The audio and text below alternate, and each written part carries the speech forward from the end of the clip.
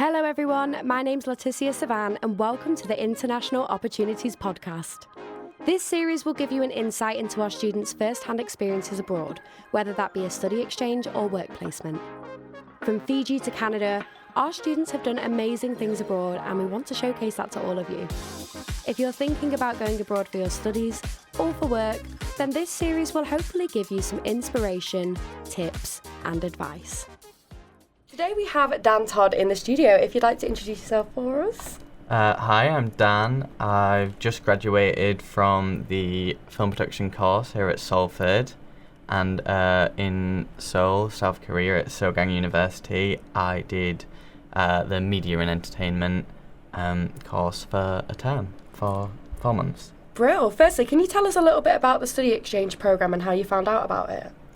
Yeah, so when I was looking at unis, it was one of the main things I looked for was the kind of study abroad programs, because it's something I knew I wanted to do, and I knew I wanted to go kind of far. And a lot of places just kind of offered, like Europe or America, but I wanted to do something really different. So seeing that Salford had South Korea on there was kind of part of what drew me to Salford in the first place. But yeah, so kind of before I even applied, I knew it was something that I wanted to, do. Definitely, and the Korean film industry is amazing as well. Yeah. But that was super cool to see in real life. Yeah, really. I mean, obviously, Parasite is my favourite film. Oh, that's one of my favourite films. So it's so good. And then, but yeah, so kind of that, learning about Korean cinema was kind of why I wanted to go there. And do you know Park Chan-wook? He did Old Boy. Really he's kind of the second biggest in Korea after Bong Joon-ho. Okay, I'll have to watch that. Yeah, definitely. but he studied at Sogang, so wow. He was kind of one of the alumni of that uni, so that was quite exciting. That's so cool. Claim to fame as well. Exactly. What motivated you to do a study exchange abroad? Was there anything you was looking to achieve?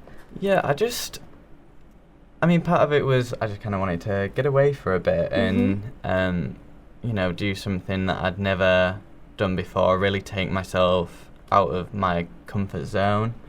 And it was kind of like, if not now, then when? Exactly. Because, it was, you could get like the touring funding and things, and exactly. there were people to help you along the way that I wouldn't have if I just wanted to go kind of afterwards. Yeah. So yeah, it was a mix of that. I just really wanted to kind of see the world a bit. Yeah, definitely. And what were your expectations before going abroad, and how did the actual experience compare?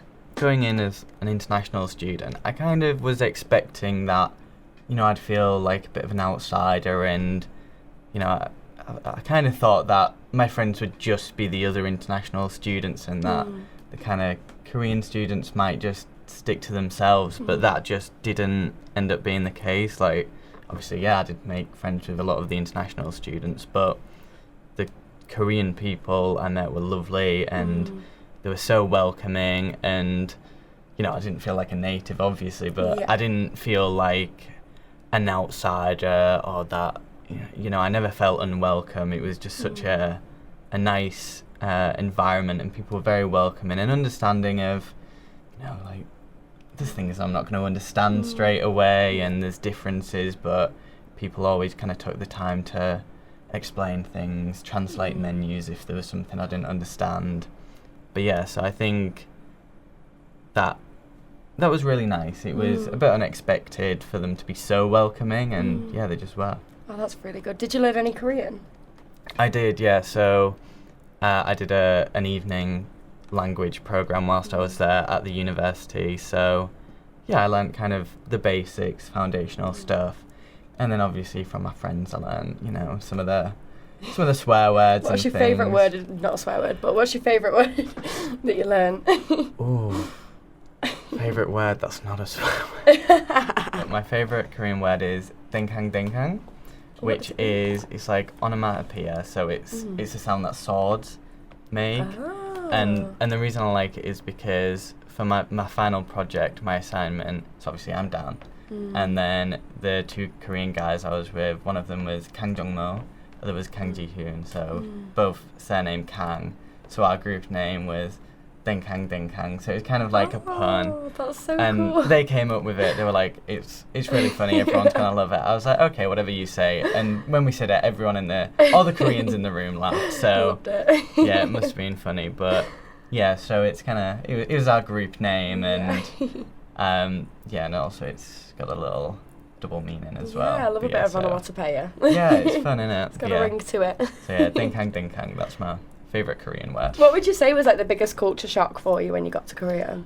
See, I always feel like culture shock makes it sound like a bit of a negative thing. Yeah, but I feel like the biggest surprise was they work hard, and I knew that, but they play hard as well. Do they?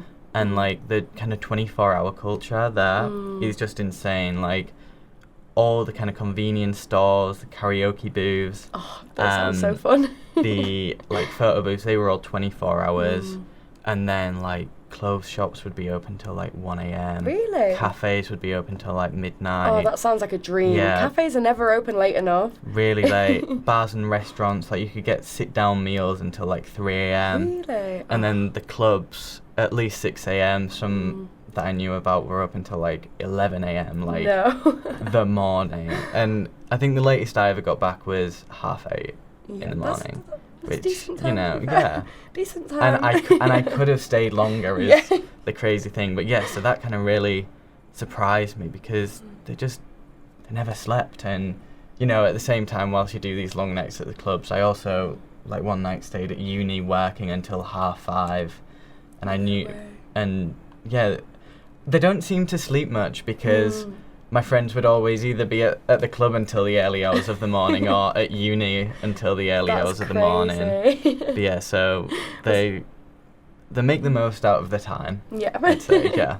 That's so cool. I didn't know that. And how was your course there, and how did it differentiate from your course at Salford? Yeah, so in terms of kind of what I learned, it was quite similar. So there was a theory module I did, which was American film genres, it was a bit weird because I'm learning about American film genres in Korea being taught by a German guy. So it was a bit of a mix. And actually the professor who taught that this year, he was on my reading list. No way. So yeah, it was a bit weird. I was kind of reading it in his voice. So that was the theory module. And then there were 2 practical modules, which were interactive storytelling and visual story, which were both taught by the same professor who was Korean, Nico Kim was his name. He was all taught in English, which obviously was helpful. But yeah, I'd say one of the biggest differences was, especially interactive storytelling and visual story, they were just visual arts courses. They weren't tied down by film. So I made films, but you know, other people made games, music videos, animations, comic books. So it kind of meant that at the end of the assignments, you got to see, you know, a bigger range, because obviously there's a lot of creative films, but it was nice seeing like different media and how people work over there. I think the only thing that was a bit of a downside was the kit store over there wasn't as full as ours is we do here. have great equipment at Salford though. Like there wasn't as much stuff and it wasn't as high quality, but you know, got around it. I never had a major issue with the kit stores, and you know, you just learnt to kind of work with what you had. Adapt, definitely. What would you say is your favourite memory and experience? Oh, I'm gonna be annoying. I'm gonna pick 2. Go for it. No. So the first one is when my parents came to visit me. Oh, they came out. Yeah, so they came around the halfway point because, like me, they'd never been to Asia before, so kind of jumped on the opportunity for an excuse for a holiday. They only came for a week, but it was really nice, you know, having them there. And obviously, I kind of knew my way around, so I could properly give them like a tour. But that was so fun. And show them everything. Like I showed them my university and some of the walks I'd been on. And the week they came on, actually, in Korea there's a thing called Children's Day, which is like a bank holiday, and it's kind of like a reverse of Mother's and Father's Day. Oh, no so it was way. nice for them to be there because, you know, that's a day when that's what you do. You hang out with your parents and they buy you things. So I was like, oh, but good timing. Oh, that's so lovely. But yeah, so that was the kind of first one, and then the second one, it's a bit of a bittersweet memory because it's not my last night, but my kind of last proper night where I went out and I had a going away party. My house, it had a rooftop terrace. Oh wow! So we had everyone out on there, and then we all went clubbing afterwards, and that was really nice because kind of everyone I knew came. It was like a nice mix of different friend groups, and you know I was quite touched that That's like a really good send off. Yeah, everyone came, and we kind of stayed out until like 6:30. We got some breakfast afterwards.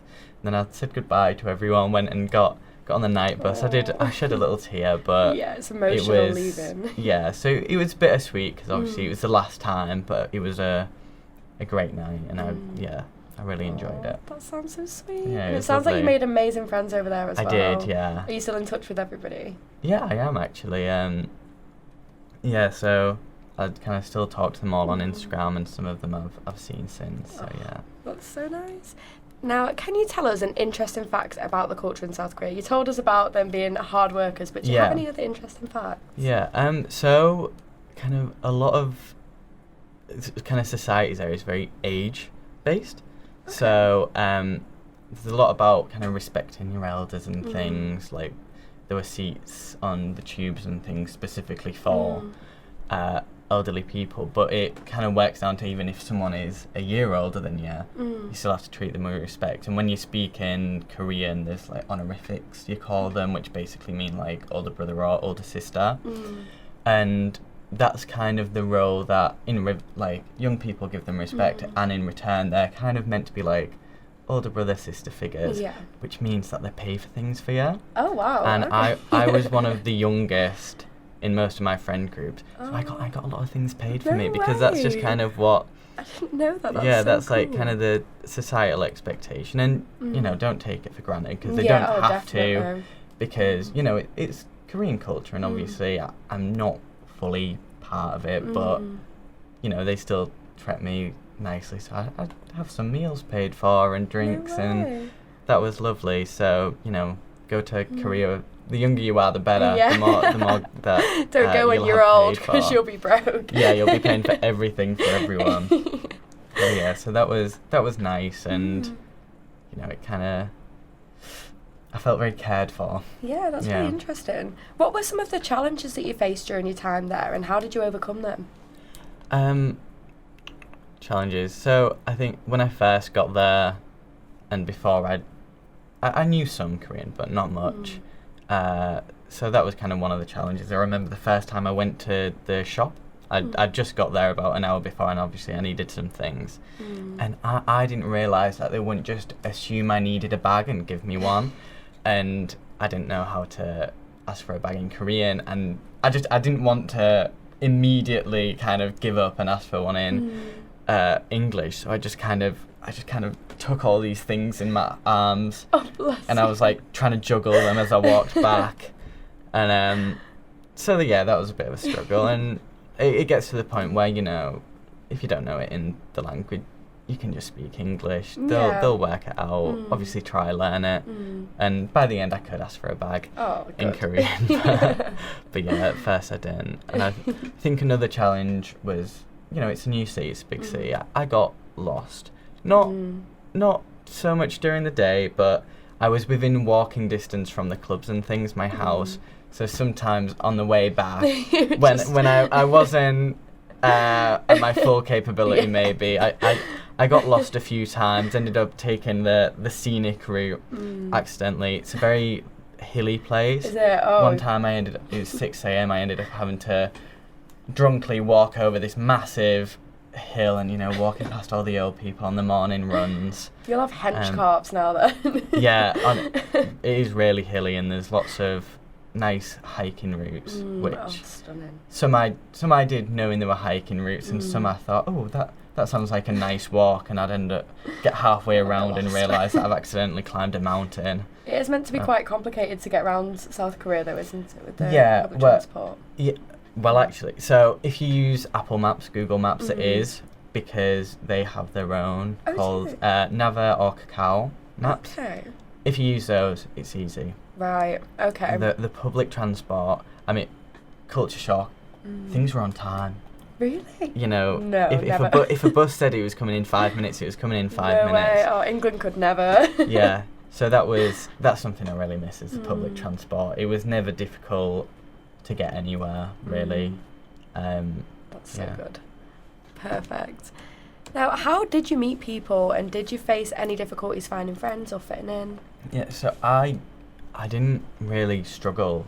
So I think the first way I made friends was I lived in a share house, which I'd recommend for anyone to do, because it's like free friends that have to hang out with you. You live there. Forced to. Yeah. So I lived with 6 other people. They weren't all, like, some of them kind of just stayed in the rooms, but about 4 or 5 of them became my friends, and I got on really well with them. And then obviously they're not all at your uni, so they went out and made their own friends, and then they become your friends as well. So that was the first way. Perfect. The second way was just people on my course, because obviously it's sometimes difficult, because, you know, when you're in a lesson, you're supposed to be paying attention, not just talking. But like 2 of my probably my best, like, Korean friends were both on my course, and it was when it was like kind of time to pick groups for the final assignment. You know, I'd not really spoken to them before, but I'd liked the work they'd done in the past that I'd seen. I thought they seemed cool, so I just kind of asked, like, do you want to go in a group? And, you know, they said yes, and like we became really good friends. We really got on. So that's so good. You know, just kind of asking. And then the last way was at the clubs and things. Yeah. So Hongdae is kind of a very studenty bar neighbourhood, lots of clubs and things, and there's lots of international students.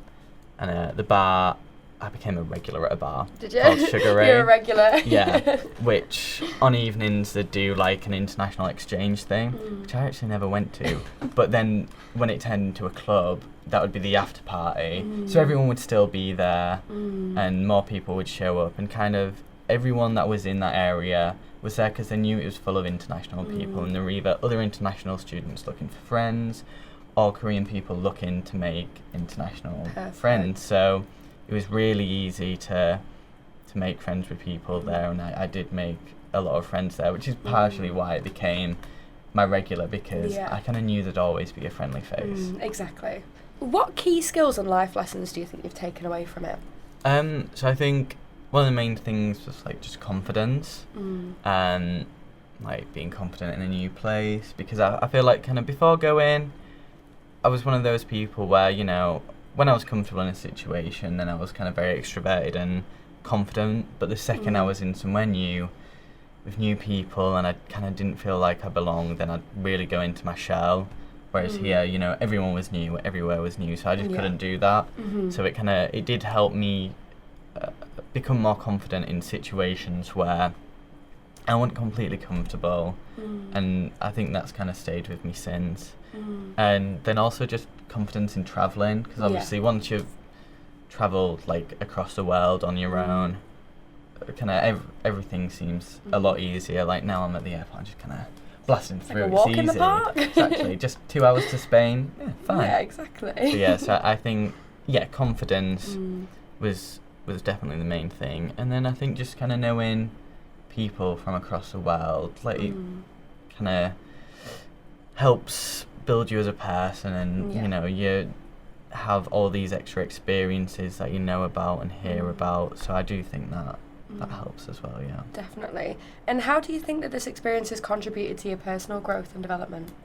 So I said, kind of meeting all these people from around the world with different experiences, you just learn so much. And I'm a bit of a history nerd and things like that, so I loved hearing about, you know, people from other countries. You know, kind of, they've got such an interesting insight on things that, you know, either we've not heard about, or we've only heard about it through like an English perspective. So it's nice to kind of find those other things, and I'm sure you know, like when you're making creative CVs especially, having a unique selling point is important. And then, you know, the second you can put a Korean university, Canadian university on your CV, that's your unique selling point right there. It immediately adds a bit of glamour. Yeah, better glamour. Definitely. Now, has the experience opened any opportunities for you since you got back?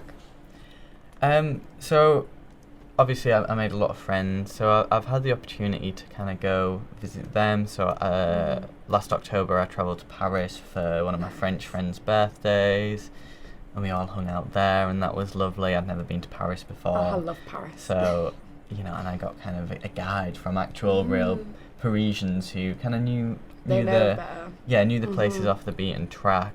And then also I've had friends come to visit me here in Manchester, from Spain and Korea and other places. So yeah, that was lovely being able to kind of get to show them around here, and hopefully I'll be able to keep travelling places and seeing people, and yeah, that'll be lovely. Definitely. It's good to have connections all around the world as well. Exactly. Have a list of places you want to go to now. And what advice would you give to students that are considering a study exchange? So I think if you do go, you've got to be brave. You can't be too scared to go up to ask someone if they want to like hang out or do something. Just be brave. I know it's a cliche, but the worst they can say is no. Exactly. And a lot of times they won't. They'll either politely say yes and then maybe never talk to you again, or they'll be really enthusiastic about getting to know you. And most of the time that's the case. Another suggestion: learn the language. Yeah, definitely. At least try. Big thing with Korea is obviously different alphabet, and knowing that going in helped a lot, because a lot of the words are the same. You just kind of have to spell them out, and then really? you work like bus is just boss. No. So they're kind of similar. Quite easy to pick up. But you wouldn't know that if you didn't know the alphabet. But there are a lot of kind of shared words, and obviously the more you know, the better. If you can't be native probably before you go. And then when you're there, like I did the evening language program, so do try and get in on one of them, because it's another good way to make friends as well, and you learn the language. Is there an important hint or tip that you have for students who want to go to South Korea? So I think I'd say one is, if you're looking for somewhere to stay, I would recommend Encore. That's who I got my housing through. They do share houses. They also do kind of single bed apartments if you're looking for that, but I would recommend share houses. And it was really good. It was an amazing location. I mean, we were on top of a restaurant. So cool. There were 3 24-hour convenience stores about 30 seconds away. About a 20-minute walk from the main clubbing area you'll probably go to. Really good transport connections. But yeah, so I definitely recommend them. And just go to any international student like meeting parties or tours, because again, it's going to help you make friends. And then I'd also learn how to use chopsticks before you go, because a lot of restaurants, they just don't have knives and forks, so you're going to save yourself a lot of embarrassment if you just learn how to use them beforehand. Like my parents had to bring cutlery from home. Did they? Yeah. Bless them. But yeah, so definitely learn how to use chopsticks is great advice. Thank you. And what advice would you give to students regarding funding and budgeting? Funding and budgeting. Obviously, it's gonna be expensive, and you know, you want to plan so you don't have to live too frugally. You want to be able to really enjoy yourself. So I mean, if you can get a part-time job beforehand, that's what I did. I worked at B&Q, which was not a load of fun, but you know, it meant I had money. In terms of budgeting, I don't know, it's all the usual stuff where you do have to, you know, properly think about how much money you have before you go. obviously if you're there for a while, you might be able to get jobs. I couldn't because of the visa I was on, but if you can, it might be something to consider. But also, you want to try and enjoy the time you've got there. So I'd say you want to do all your working before you go to earn your money. But yeah, it's a tricky thing. I'm not great at budgeting, but I'm managed. You've just got to be mindful of how much you've got every given moment. And don't forget, the things you do need to spend money on obviously have to take precedence, because you need somewhere to live, you need something to eat. Everything else is kind of a nice little extra. Yeah, exactly. Oh, well, thank you so much. It's been so lovely meeting you. Yeah, it's been lovely. Thank you. Thank you very much. Yeah. Now, if you listeners want to find out more about study exchanges or work placements, then please visit the Student Hub International Opportunities page. There you can find out about our drop-in sessions, application processes and partnerships. I'll see you in next week's episode, where we'll be hearing from more of our amazing students about their overseas placements. Please like, share and subscribe to this podcast so you can hear more, and we can spread the word about our international opportunities. We'll see you next time.